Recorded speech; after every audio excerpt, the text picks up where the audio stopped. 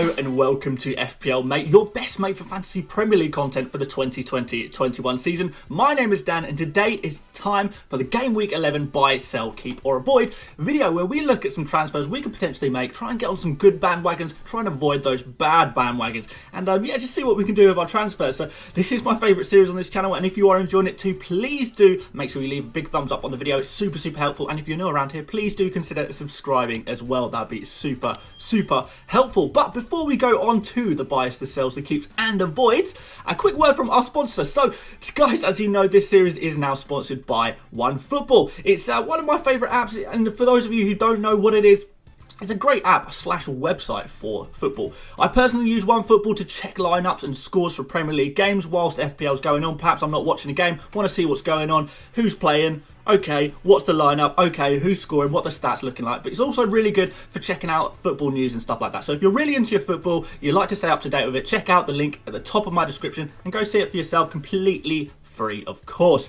So, buy, sell, keeps and avoids. How does it work? Buys are players that you probably don't have but you should consider bringing in. Sells are players you probably have and should consider removing from your team. Keeps are players that you should probably have and you should also keep them. Avoids are players that you probably don't have, but these are the kind of bandwagons we want to avoid getting on board on. So yeah, a lot of you will probably know how it works already, but for those of you who don't, that's kind of how it works. So we're going to start off with some buys, and we're going to start off with Kevin De Bruyne. Now, last week, De Bruyne was the first on my list of buys, and it's the same again this week. I really do feel that strongly about this one, and if you don't have him in your team, you need to bring him in ASAP. The point I was trying to make last week was, although De Bruyne wasn't really getting monster point hauls just yet, all the telltale signs that points were on their way were there. Add to that the magnificent run of fixtures for City, and we've got ourselves a fantastic buy. Now, in that game against Burnley, and I know you'll say, okay, it's only Burnley, but we saw the Man City team, I guess, that we like and we expect. A Man City team that blows an opposition away with goals. It was kind of a healthy reminder that they have been a bit of a sleeping giant so far this season, and KDB is a huge part of that. 3 shots, 3 key passes, and 1 big chance created in that game alone. It's not too bad, but when you watch him on the pitch, you can see that he dictates the play, and the team is always looking to get him on the ball. And the more of the ball you have, the better chance you have of doing something with it and getting some points. It's also hugely beneficial that De Bruyne has players of quality around him. Remember, we've got Sterling to come back into the team still. Aguero is going to return from injury. And when you have players like that around you, you only really need to create half a chance and they will finish it off. A few of you may be thinking of getting Mahrez instead, as he scored, he scored more points last game and he's cheaper as well. My best advice to you is to not cut corners and try and find a way to get De Bruyne into your team. Now, Mahrez, he's capable of some fantastic scores, but he is a bit of a troll player, I like to call him. So sometimes he will get benched, sometimes he'll blank for several games in a row, and then out of the blue, he's going to score you 15 points. De Bruyne, he offers you a little bit more consistency and certainty, which makes him a fantastic captain option. I can assure you that although it looks like, a one-off big score, this is not really a knee-jerk transfer. He's a player you will want to hold on to and kind of set and forget in your team for several months now and give your FPL team really some much-needed stability. And the game against Fulham, what a game to bring him in for. An immediate captain option too, so don't wait on him. Every game week that passes where you don't bring him in are points that you are missing out on. And I really am, like I say, really confident about this one. Next up, Callum Wilson, and I've had my doubts about Wilson. I'm sure some of you have too. Newcastle seem to be a pretty negative team this season and are employing a kind of a sit back and hope we can nick a goal type tactic. Wilson himself, he only seems capable of scoring penalties or tap-ins, but the simple fact is, penalties are important this season and he's getting plenty of opportunities for these tap-ins and he's finishing them. In FPL, the only thing that matters is points, and how a player comes by those points is kind of largely irrelevant. A goal is a goal. And when a forward player scores a goal in a team that doesn't really have too much else to offer in terms of scoring or creative players, or even defensive, solid defensive players for that matter, then we're looking at a player who's also going to be mopping up the bonus points too. And that's exactly what Wilson is doing. A goal in a game, and he's on for a 9-pointer. And that's kind of how Wilson has managed to become the seventh highest scoring player in FPL so far this year. Now that's better than Vardy, Bamford, Chilwell, Zaha, Werner, Mane, all these players who, you might see, okay, that player's done well. Wilson is actually beating them. So it's a really good time to buy right now, is because of the fixtures. Newcastle play Villa, West Brom, Leeds and then Fulham in their next 4. A fantastic run of fixtures. And Wilson is probably the only Newcastle player you'd want to own during this run. The warning with this one is that there are rumblings of Newcastle having a bit of a COVID outbreak in their camp, which could mean that Newcastle have to call off their Game Week 11 fixture or put a considerably weakened team out. As always, the best advice I can give you right now is to wait as long as possible before making your transfers. Beating the price changes isn't really always a priority right now, and it may actually end up damaging your team value in the long run. So stay calm, stay patient, but that doesn't mean we can't start trying to identify some transfer targets nice and early. So now time for some sells, and my first sell is James Rodriguez. I think the patience has kind of finally run out with James. He's blanked 5 games in a row now, which means he's only returned anything at all in 3 games out of 10 this season. And one of those games was only a 4-pointer. When you look at it like that, it's a little disappointing. And the fact is, although Everton had a really good start, they're just not in the form right now. They're conceding goals, which means teams can sit back a little bit against them, blocking their counter-attacks. These reduced chances seem to sort of spread out across a variety of players as well, like Digne, I know he's injured, but Richarlison, Calvert-Lewin, Alan. So although Rodriguez is still their most creative player, he's not like the only man capable of creating the chances in the team.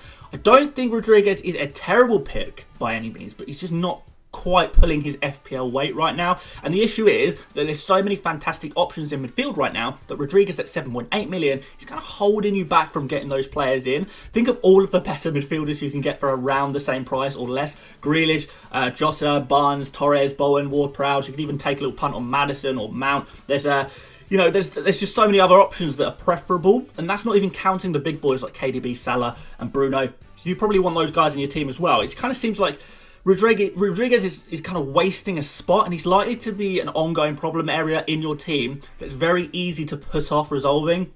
Everton's fixtures coming up, they're not exactly great either, so this could be a kind of a good time to move him on. So overall, I say resolve it and remove James from your team. My next sell is James Justin. I guess from James Rodriguez to James Justin. James Justin, he's kind of been a fantastic pick for the early part of this season. A few nice clean sheets, winning penalties for Leicester. I think he's got a goal at some point as well. But as much as he's, it's great to have great players and pick great players, it's equally important to identify the correct moments to jump off a player and sell them. And I think this moment is upon us. So firstly, I guess Leicester are just not particularly good for clean sheets right now. Since game week 1, they've only kept 2 clean sheets against Arsenal and Wolves, which are 2 teams we kind of are well known that they're struggling for goals right now. They're also regularly conceding multiple goals, which means minus points for defenders. So in 50% of Leicester's games this season, they've conceded 2 goals or more. So the Leicester defence is not really something I want to be on right now, but you might be thinking, okay, Leicester play Sheffield United next. That's a good fixture, right? Yes, I do agree, but even assuming that Leicester grab that clean sheet, which they couldn't do it against Fulham, by the way, which is another great fixture on paper, there is this looming prospect of Ricardo Pereira coming back into the squad. We knew it was going to happen eventually, and it looks like that time is finally upon us. Pereira has been playing under 23s football for a while now. He's expected to go back into the starting 11 at Leicester in midweek for their Europa League game. Pereira is kind of recognised as one of Leicester's finest players. So when he's fit, he has that right back slot locked down, which means where does Justin play? At centre-back, I mean, potentially, but it looks like the first choice, Soyuncu, he's going to be back in midweek as well. So maybe Justin plays at left-back, maybe. But it's kind of pretty risky. I guess what I'm trying to say is, although you might not desperately need to remove Justin right at this exact moment, I did want to share with you guys that I don't think he's going to be a reliable FPL asset from this point onwards. So be aware. Time for some keeps, and we're going to start off with Hakim Ziyech. It looks like a few people are losing patience on Ziyech, and I wanted to ship him out. A lot of people have transferred him out already. I do get this. 2 blanks in a row. It's a little frustrating. I've got him in my team, so I feel that frustration too. But across those 2 games, I still think he's looked like Chelsea's best player, in addition to the 2 games before that as well. The problem is, being the best player on the pitch doesn't always translate directly to FPL points. So for that reason, I do think Ziyech is sacrificeable. By that, I kind of mean if you need to move on Ziyech, need to move him out to buy a player that you really want, like KDB or Salah, it's okay for Ziyech to be the sacrifice there. But if you want to sell him to bring in another player at a similar price, or downgrade him with no real immediate plans to spend that freed up money elsewhere, then I say you kind of got to keep him. He's still the creative driving force of that Chelsea side. We've got Pulisic and Havertz to potentially come back and finish chances. We've got a game against Leeds, which is a really nice fixture for Ziyech. especially when you compare it to that really tough fixture against Spurs. I feel it's a little bit harsh to judge Ziyech on that one. And Newcastle in Game Week 9, I was kind of just unlucky. So don't worry too much about the blanks. It's okay to hold him onto him until you decide you want to use the money elsewhere, I guess. Just don't transfer him out of frustration, which I know is what a few people are thinking. Just try and keep a cool head and plan a transfer strategy. My next keep is Patrick Bamford. It looks like a lot of people want to get rid of Bamford, judging again by the amount of transfers out that he's received already. He's a frustrating player to own at times, but look at his record. 7 goals, 2 assists in 10 games. That's a really, really decent set of returns for such a cheap player. I'm guessing the frustration is because two blanks in a row. But guys, I promise you, this is not necessarily a sign of things to come, and transferring him out, even though he plays Chelsea next, is not going to benefit you in the long run.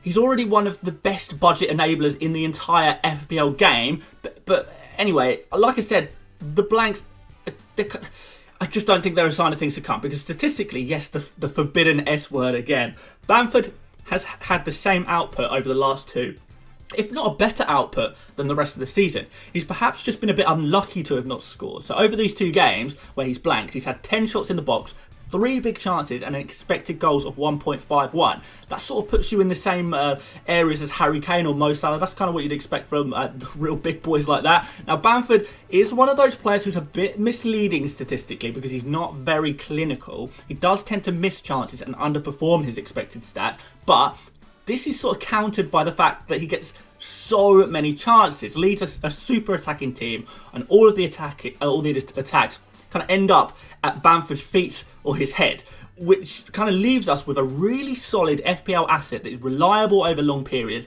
He's incredibly reasonably priced. You really should just keep him in your team and focus your transfers elsewhere. There are definitely far more points to be gained in the long term by keeping Bamford and using your transfers elsewhere.